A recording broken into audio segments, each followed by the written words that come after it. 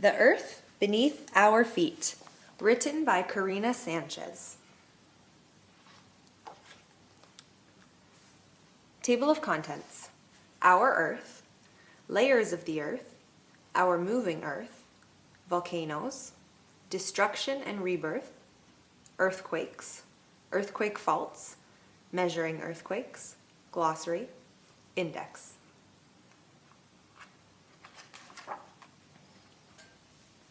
Our Earth. Stand up and you will feel it, the earth beneath our feet.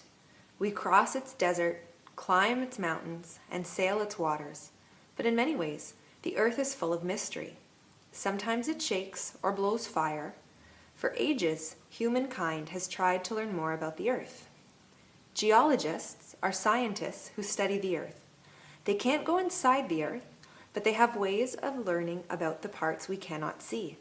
They can even learn about the past and the future. Geologists look at rocks, lava, steam, and other things that come from the earth. They even look at the sun and the planets. Geologists use many tools to learn about the earth.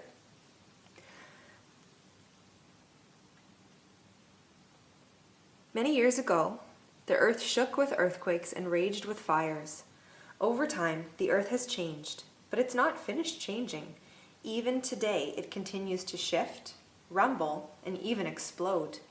This book explores the ever-changing earth beneath our feet. Layers of the earth. If you slice a peach, you will see its layers. The earth has layers too.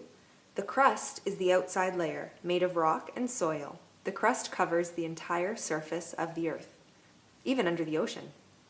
The crust, which floats on the mantle, is the thinnest layer. It can be between 4 and 42 miles thick. It is thicker around the mountains and thinner under the ocean. The crust is also the coolest layer. The mantle is the next layer. It is the thickest layer, about 1,800 miles thick. It flows like honey. The mantle is also very hot. It can be hot as rock, 8,000 Fahrenheit. It is made of melted rock called magma. About 2,000 miles below the surface, the core is the inside layer of the earth. The inner core is a hot ball of iron. The outer core is made of melted iron and nickel. The metallic core gives the earth its magnetic pull. The earth's crust feels solid under our feet, but instead of one piece, the crust is made of tectonic plates that fit together like pieces of a puzzle.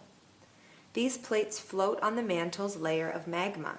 They are always on the move, shifting and changing the shape of the Earth's landforms. Plates move in 3 different ways. They can move away from each other, press into each other, or slide beside each other. Different kinds of movements happen with different kinds of plate boundaries. The 3 types of plate boundaries are convergent, divergent, and transform. Most of the time, we do not feel the plate movement because they are moving so slow, even slower than how your nails grow. But other times, plate movements are sudden and they result in volcanoes or earthquakes all around the world. Volcanoes. How do we know that the earth is filled with hot magma? Volcanoes show us. A volcano is any vent or opening that lets magma out. When the magma comes out, it is called lava. Some vents are at the tops or sides of tall mountains. Other vents are openings in flatter grounds. When enough material from underground builds up, the volcano erupts. Some volcanoes are under the ocean. They can rise up to form islands, like Hawaii. Others stay below the water's surface. Their lava cools very quickly in the ocean. Many volcanoes form at the boundaries of convergent or divergent plates. They are often at the edges of continents. Most of the world's volcanoes are found in an area called the Ring of Fire, located around the Pacific Ocean. There are about 1,500 known volcanoes in the world, but more are being discovered every year.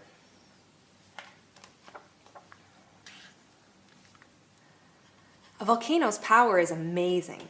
In a second, it can blow the top off a mountain, leveling forests and covering towns in a blanket of ash.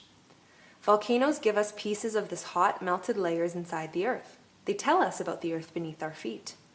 There are different kinds of volcanoes around the world. Some shoot lava into the sky, others let it flow like a river. Some blow ash, steam, gas, or rock. Some of the volcanoes are active, others stay dormant or asleep for many years. Still, other volcanoes are extinct and will probably never erupt again.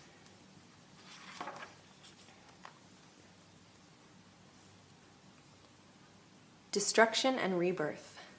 Mount St. Helens in Washington, USA, has been inactive for more than 100 years. Then, in 1980, it erupted. It blew a cloud of ash across 11 states and destroyed hundreds of square miles of land. It was the most destructive eruption in the history of the United States. Mount St. Helens has had more minor eruptions since then. After a volcano's destruction comes an amazing rebirth. The bare land around Mount St. Helens has since recovered beautifully. Nearby lake is clear and filled with fish again, and the wildlife has returned. Grasses, plants, and entire forests have grown back. Much of the land is green and full of life again.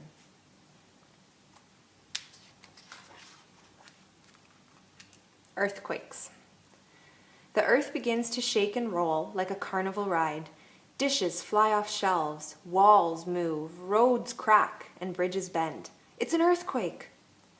All around the world, an earthquake happens about every 30 seconds. Many of these earthquakes are so small, people do not even feel them. But every once in a while, a major earthquake rocks a part of the world, causing great harm, and sometimes even death. Many people are afraid of earthquakes.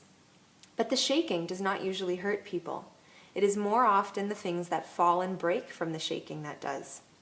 More destruction can happen after a quake. Landslides can bury houses and cars. Gas lines can break, starting fires. Water, food, and medical supplies can be cut off.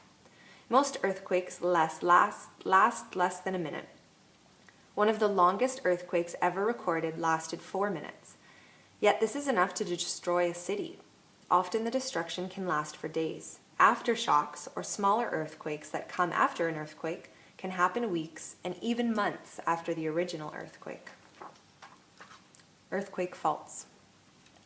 Plates are always pushing against, alongside, or away from each other. Often this movement is smooth, but every so often the plates get stuck against each other. When the plates finally become unstuck, they shift suddenly. We can usually feel this sudden movement, which is called an earthquake. Earthquakes happen when plates move along a fault line in the Earth's crust. Faults are cracks at the edge of plates. The 3 most common kinds of faults are strike-slip faults, normal faults, and reverse faults. Some faults look like big, long cracks or cliffs.